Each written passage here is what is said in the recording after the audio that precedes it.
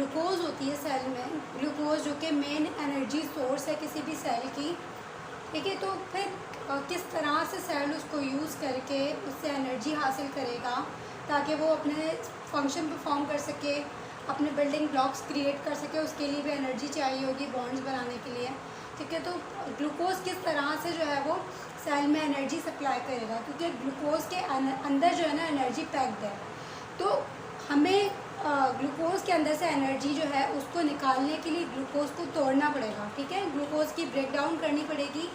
उसके लिए हम जो पाथवेज यूज़ करते हैं वो 3 टाइप के हैं, यानी कि जो ग्लूकोज है ना उसको ब्रेक डाउन यानी उसको तोड़ा जा सकता है 3 तरीक़ों से, ग्लाइकोलाइसिस, पेंटोज फॉस्फेट पाथवे और TCA साइकिल, ठीक है।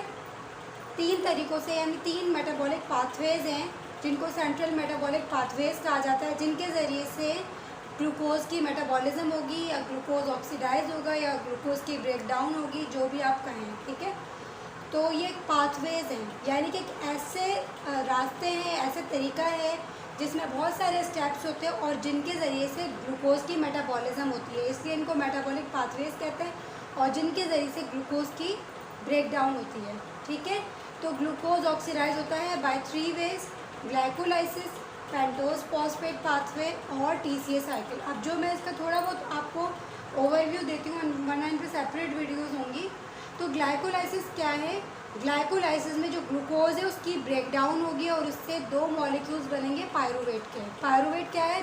पायरूवेट 3 कार्बन मॉलिक्यूल है। तो ग्लाइको मतलब यहाँ पर शुगर और लाइसिस मतलब ब्रेक डाउन। तो इस तरह ग्लाइकोलाइसिस की ब्रेक डाउन होगी, उससे ये एक एंड प्रोडक्ट बनेंगे। बाकी दूसरा जो है वो है पेंटोज फॉस्फेट पाथवे।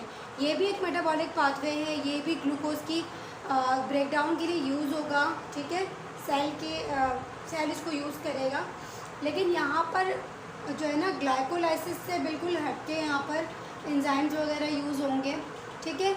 और यहाँ पर ना अच्छा एक चीज़ मैं आपको और बता दूँ कि ग्लाइकोलाइसिस हो, चाहे पेंटोज फॉस्फेट पाथवे हो या TCA साइकिल, ये जो भी मेटाबॉलिक पाथवेज हैं इनमें 3 चीज़ें लाजमी प्रोड्यूस होती हैं। कौन कौन सी वो 3 चीज़ें?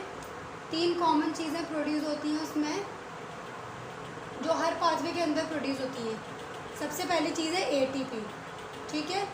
मोस्ट कॉमन चीज़ जिसके लिए हम ग्लूकोज की ब्रेक डाउन कर रहे हैं ATP यानी एडिनोसाइन ट्राइफॉस्फेट, और ये जो है energy currency of the cell है, ये सेल को एनर्जी प्रोवाइड करेगी और ये इन पाथवेज के थ्रू प्रोड्यूस होगी। दूसरा क्या है? Reducing powers. रिड्यूसिंग पावर क्या है? ये कुछ ऐसे मॉलिक्यूल्स होते हैं जिनके अंदर इलेक्ट्रॉन्स की सप्लाई मौजूद होती है, और ये रिड्यूसिंग पावर एंड में जाके एक और साइकिल होती है, एक और चेन कह सकते हैं हम उसको, इलेक्ट्रॉन ट्रांसपोर्ट चेन, उसमें ये अपने इलेक्ट्रॉन्स को सप्लाई करने वाले और फिर आगे इन पाथवेज को रिसाइकिल कर दिए जाते हैं। और तीसरी चीज़ है प्रीकर्सर्स। प्रीकर्सर मेटाबोलाइट्स, ये ऐसे कंपाउंड होते हैं जो मेटाबॉलिज्म के दौरान प्रोड्यूस होते हैं, इसलिए मेटाबोलाइट्स कह रहे हैं। और प्रीकर्सर्स मतलब प्री मतलब पहले, ये कुछ ऐसे कंपाउंड पहले ये प्रोड्यूस होते हैं जिनसे आगे जाके मज़ीद कंपाउंड प्रोड्यूस होने वाले होते हैं। मतलब कि ये एक तरह से एंड प्रोडक्ट हम इनको नहीं बोल सकते, ये बीच में प्रोड्यूस होते हैं किसी भी रिएक्शन के, इसीलिए हम इनको इंटरमीडिएट्स भी कहते हैं, क्योंकि ये बिल्कुल मिड में ये जो है ना किसी भी रिएक्शन के प्रोड्यूस हो रहे होते हैं और आगे जाके ये अपने एंड प्रोडक्ट बनाते हैं, इनसे आगे जाके दूसरे कंपाउंड्स बनते हैं, ठीक है। तो ये 3 चीज़ें हर एक पाथवे के अंदर प्रोड्यूस होती हैं, ATP, रिड्यूसिंग पावर और प्रिकर्सर मेटाबोलाइट्स, ठीक है। अब ये रिड्यूसिंग पावर कुछ भी हो सकती है, FADH2 हो सकती है, NADPH, NADH। अच्छा, जो इन मेटाबॉलिक पाथवेज के लिए जो ग्लूकोज सप्लाई होगी तो वो आएगी कहाँ से? ग्लूकोज, ठीक है। तो ग्लूकोज हम जानते हैं कि जो भी हम डाइट जो कंज्यूम करते हैं, जो हम इंजेस्ट करते हैं, हमारी ज़्यादातर डाइट जो है बेस्ड होती है कार्बोहाइड्रेट्स पर, ठीक है। तो कार्बोहाइड्रेट जो है ये अपनी सिंपलेस्ट फॉर्म के अंदर टूटते हैं, जो ग्लूकोज है। ग्लूकोज एक मोनोसेक्राइड है, ठीक है, एक सिंपल शुगर यूनिट है। तो ग्लूकोज जो है अब वो ग्लूकोज में कन्वर्ट हो गए कार्बोहाइड्रेट, लेकिन ग्लूकोज किस तरह से जो है वो सेल्स तक पहुंचेगी और फिर सेल्स उसको यूटिलाइज़ करेंगे और उसको जो है ब्रेक डाउन करेंगे ग्लाइकोलाइसिस के ज़रिए और उससे ATPs प्रोड्यूस करेंगे। तो ग्लूकोज जो है वो कई तरीक़ों से यूटिलाइज़ हो सकती है, या तो ग्लूकोज डायरेक्टली एब्जॉर्ब हो जाए ब्लड के थ्रू, ठीक है, और सेल्स को सप्लाई कर दी जाए ब्लड के थ्रू। कहाँ से होगी ये? जो हमारा गैस्ट्रोइंटेस्टाइनल ट्रैक्ट है वहाँ से एब्जॉर्ब होके ब्लड में आए और ब्लड के थ्रू ये सेल्स को सप्लाई हो जाए जहाँ से सेल्स इसको यूटिलाइज कर लें। ठीक है, एक तरीका तो ये है। दूसरा तरीका क्या है? ग्लाइकोजन। ग्लाइकोजन जो कि हमारे लिवर के अंदर स्टोर होता है, वो ग्लाइकोजन या तो वो ग्लाइकोजन कन्वर्ट हो जाए ग्लूकोज के अंदर और फिर वो ग्लूकोज ग्लाइकोलाइसिस में एंटर हो जाए।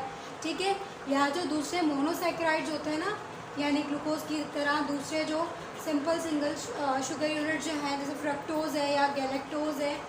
ठीक है, फ्रक्टोज क्या है? फ्रक्टोज बिल्कुल ग्लूकोज के जैसा ही मॉलिक्यूल होता है, आइसोमर है ये, यानी ग्लूकोज की मिरर इमेज है। तो ये भी यूटिलाइज़ किया जा सकता है ग्लाइकोलाइसिस में और गैलेक्टोज भी हम यूटिलाइज़ कर सकते हैं। ठीक, तो ग्लाइकोलाइसिस जो है अब फाइनली हम इसको स्टार्ट करते हैं। पहले और भी दूसरी चीज़ों के बारे में मैंने ओवरव्यू दिया। तो ग्लाइकोलाइसिस जो है ये एक मल्टी स्टेप प्रोसेस है, यानी इस पाथवे के अंदर कई सारे स्टेप्स होते हैं। टोटल इसके कितने स्टेप्स होते हैं यहाँ पे हम लिख लेते हैं। टोटल इसके होते हैं 10 स्टेप्स। ठीक है, तो 10 स्टेप्स में जाके ये प्रोसेस, ये पाथवे कंप्लीट होता है। ठीक है, अच्छा ग्लाइकोलाइसिस मैंने आपको पहले भी बताया कि ग्लाइकोलाइसिस का मतलब क्या है। ग्लाइको जो है ये शुगर के लिए यूज़ किया गया है ये वर्ड, ग्लूकोज जो कि 6 कार्बन शुगर है, और लाइसिस का मतलब है ब्रेक डाउन। तो एक ऐसा मल्टी स्टेप पाथवे है। इस पाथवे के अंदर 10 स्टेप्स और इस पाथवे के थ्रू जो है ग्लूकोज ब्रेक डाउन होगा। ठीक है, और ग्लूकोज के ब्रेक डाउन होने की वजह से हमें क्या मिलेगा? हमें 3 कार्बन मॉलिक्यूल्स मिलेंगे पायरुवेट के। ठीक है, ग्लूकोज जो है वो खुद क्या है? खुद 6 कार्बन कंपाउंड है, 6 कार्बन मॉलिक्यूल है, और इससे हमें जब ये स्प्लिट होगा, टूटेगा, तो इससे हमें 3 कार्बन मॉलिक्यूल्स मिलेंगे पायरुवेट के। ठीक है, तो ये इसका जो है ना मेन याद रखने वाली चीज़ है कि इसमें हमें मिल क्या रहा है इसके एंड पे। ठीक है, इसके अलावा हमें इसमें और क्या मिलेगा? हमें इसमें मिलेंगे 2 ATPs। ठीक है, और 2 NADPH मिलेंगे इसमें, जो यहाँ पे मैंने नीचे लिखा है और मैं इधर भी बताऊँगी, लेकिन इससे पहले भी मैं आपको ओवरव्यू में बता रही हूँ। और इसके अलावा हमें इसमें इंटरमीडिएट्स भी मिलेंगे। जैसे मैंने आपको शुरू में बताया था कि हर पाथवे के अंदर ये 3 चीज़ें लाजमी बनेंगी। ATPs प्रोड्यूस होंगे, मेटाबोलाइट्स प्रोड्यूस होंगे, ठीक है, यानी इंटरमीडिएट्स। इसके अलावा जो है रिड्यूसिंग पावर्स भी प्रोड्यूस होंगी।